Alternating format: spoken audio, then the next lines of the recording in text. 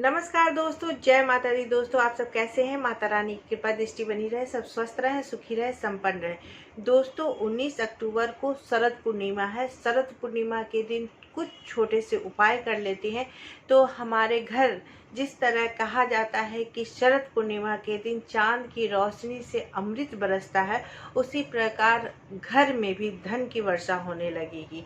क्योंकि कहते हैं कि शरद पूर्णिमा के दिन माँ लक्ष्मी का जन्म हुआ था। जब समुद्र मंथन हो रहा था तो क्षीर सागर से माँ लक्ष्मी की उत्पत्ति हुई थी और इस दिन माँ लक्ष्मी की पूजा होती है।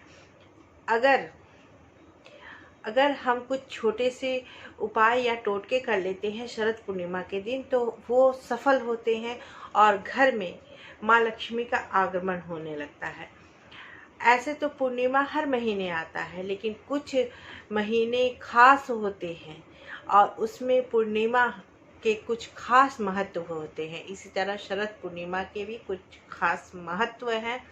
कहते हैं कि इस दिन चावल का खीर बनाने से, चावल, दूध और शक्कर डाल करके खीर बनाने के आप रात भर चांद की रोशनी में रहने दें। उसे अच्छे से पतले से कपड़े से ढक दे, चाहे जाली से ढक दे और उसके ऊपर चांद की रोशनी पड़ने दे।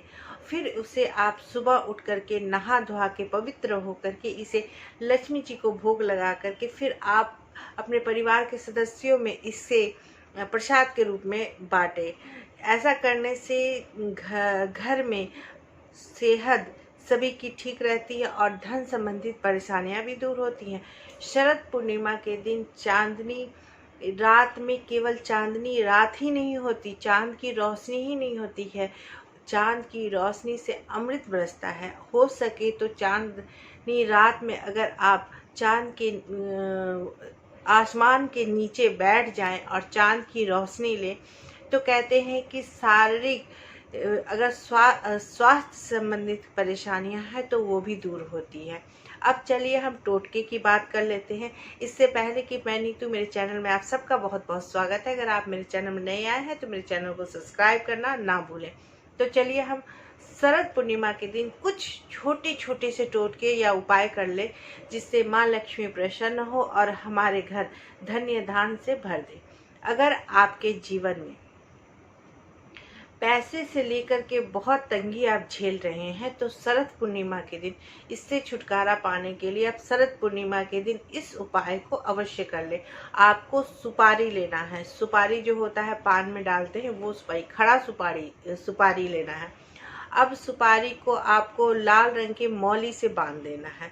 बांधने के बाद इसे माँ के चरणों में रख देना है। चरणों में रखने के बाद इसमें थोड़ा सा अक्षत डालना है।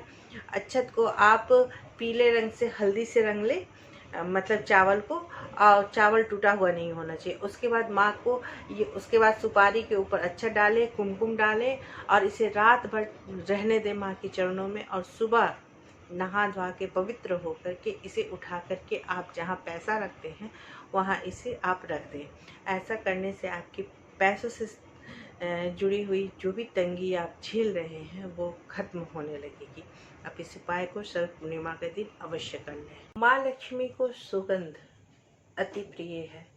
माँ लक्ष्मी को अगर शरद पूर्णिमा के दिन आप केवड़े का इत्र चढ़ाते हैं तो माँ लक्ष्मी आपके ओर खींची चली आएगी, आपके घर की ओर, और आपके घर सुख समृद्धि बढ़ने लगेगी, सुख समृद्धि की वृद्धि होने लगेगी। आप माँ लक्ष्मी को केवड़े का इत्र जरूर चढ़ाएं।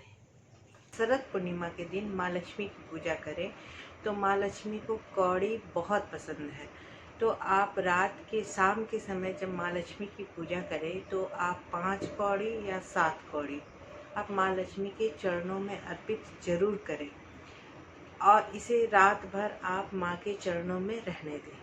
सुबह उठें, नहाएं धोएं, अपने आप पवित्र हों। उसके बाद फिर आप इस कौड़ी को उठा करके लाल रंग या पीले रंग के वस्त्र में, अगर रेशमी कपड़ा है आपके पास तो उसमें आप छोटा सा रुमाल के जैसा ले लिया, उसमें आप कौड़ी को रख दें।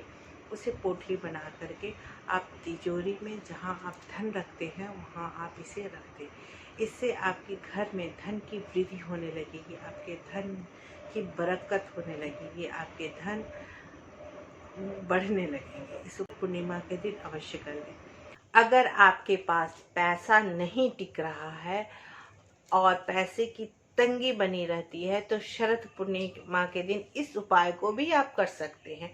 आपको किसी भी बर्तन में देसी घी भरकर किसी भी ब्राह्मण को आप दान कर सकते हैं। ऐसा करने से आपकी घर में जो पैसे नहीं रुक रहे हैं और आर्थिक समस्याएं आ रही हैं वो दूर हो जाएंगी।